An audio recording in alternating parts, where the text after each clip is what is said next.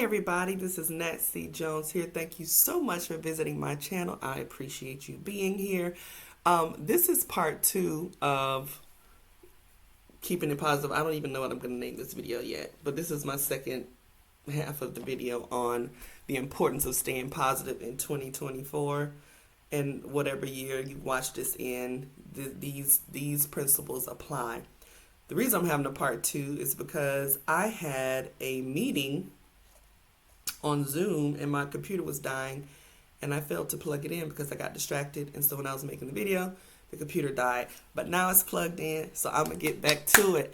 Being positive in 2024, guys, be as intentional about this as you. This is more important than working out. This is more important than eating right.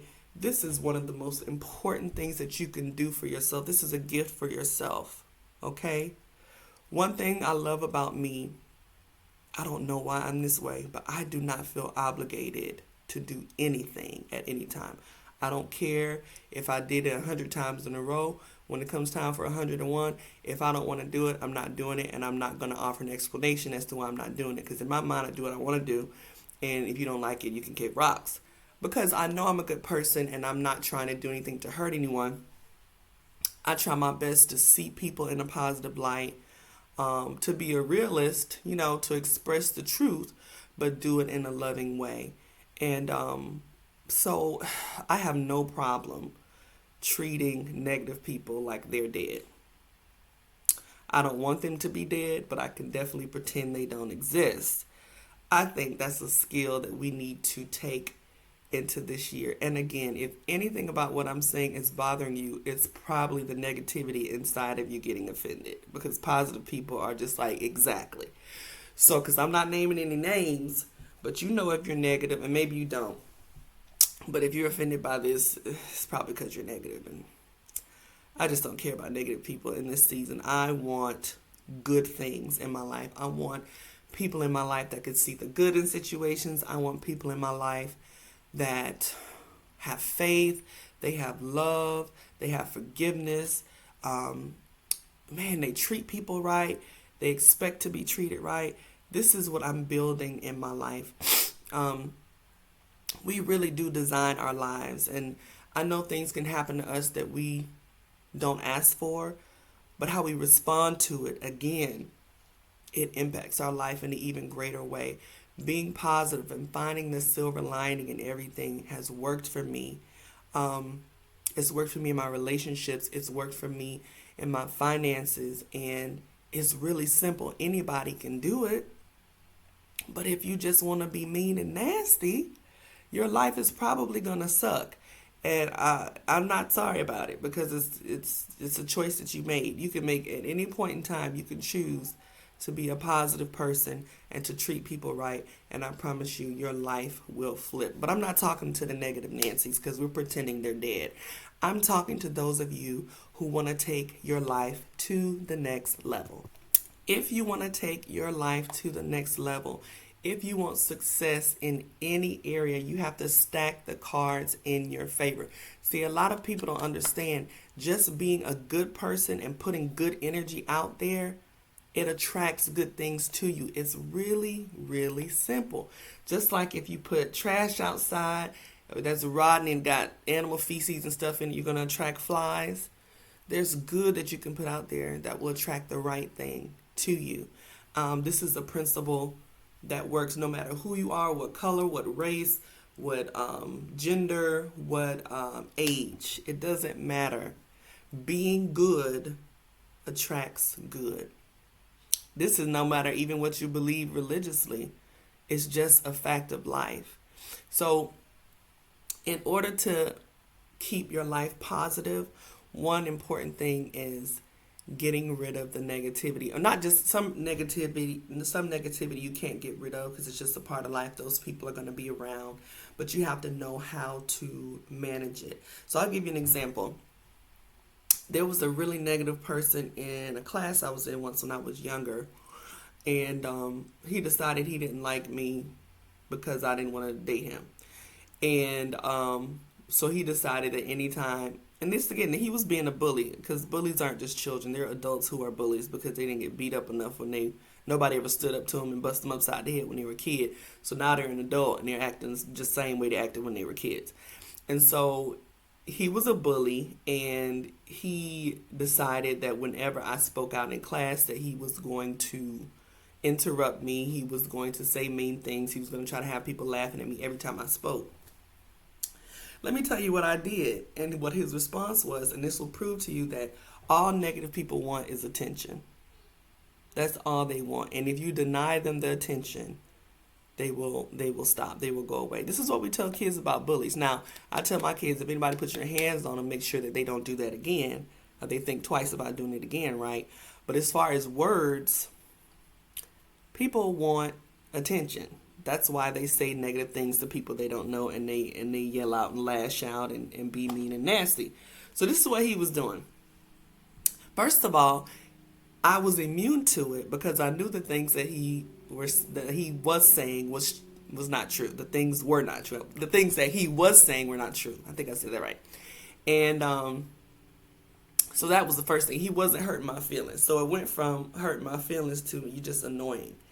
So now he just continued, and I was trying to talk, and this is all I was thinking about while I was speaking to the professor. He just kept saying stuff. For whatever reason, this professor would not stop him.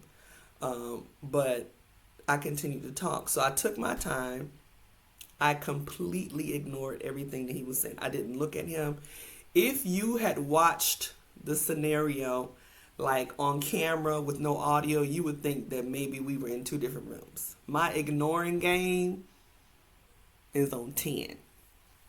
I completely ignored him to the point where he got so upset, he got up and like threw a chair and like stormed out the room. And so I'm thinking,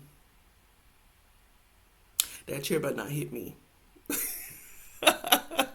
But he got upset because I ignored him, because negative people want your attention. They want you to respond.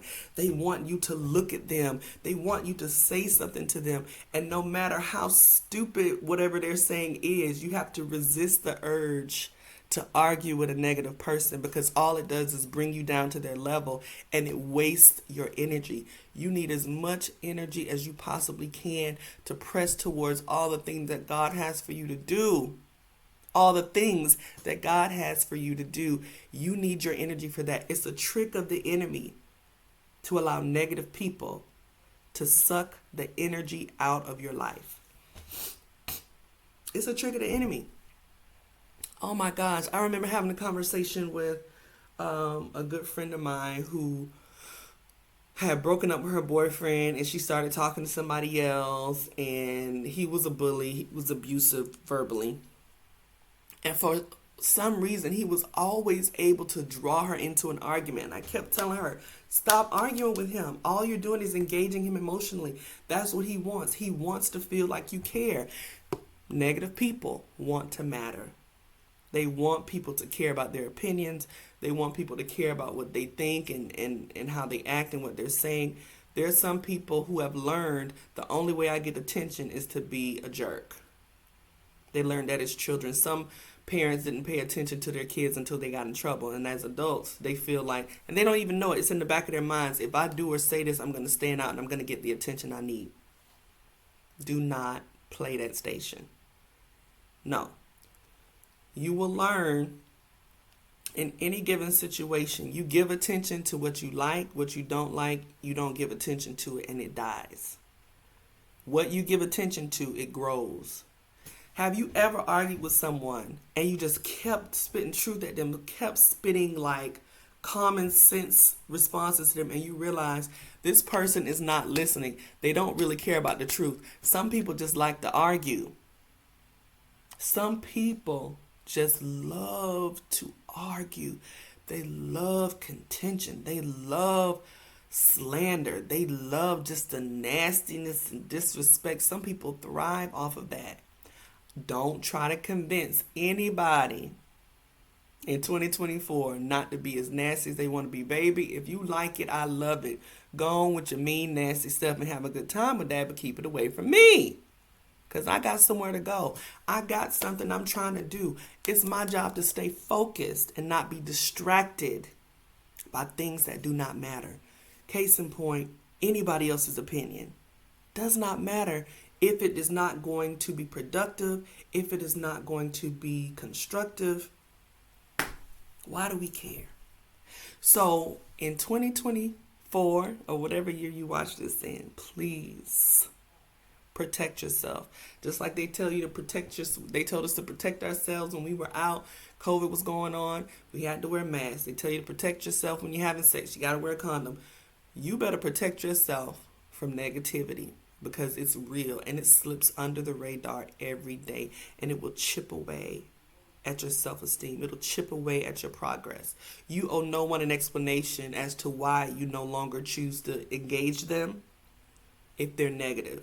If you want to be super nice, you can tell them before you cut them off, hey, your negativity is a problem for me. Or you can just cut it. You can just cut it. You don't owe anybody anything. It's your life. It's your time. You have a certain amount of time to get done what God has for you to get done. You have an assignment. And I'm telling you, there's an enemy that does not want you on that assignment. He wants to discourage you. He wants to distract you. He wants to defeat you. You have to guard your heart. You have to guard your mind, guard your time, guard your energy, and run as fast as you can with blinders on to the finish line.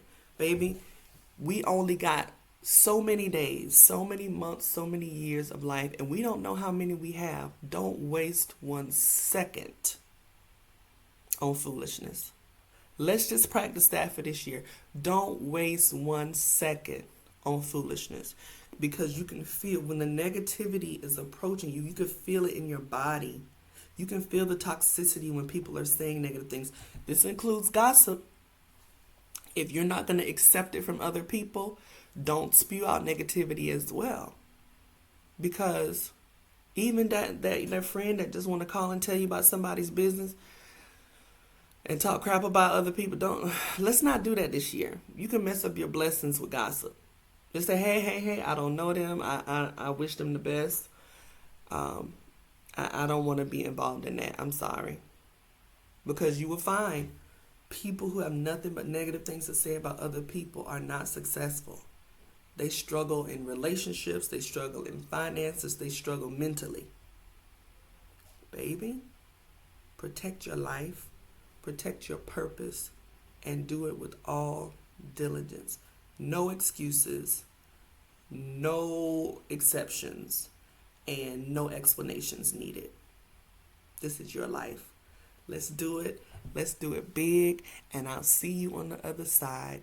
I hope something I said was inspirational in part 1 or part 2. And I'll see you next time. Bye.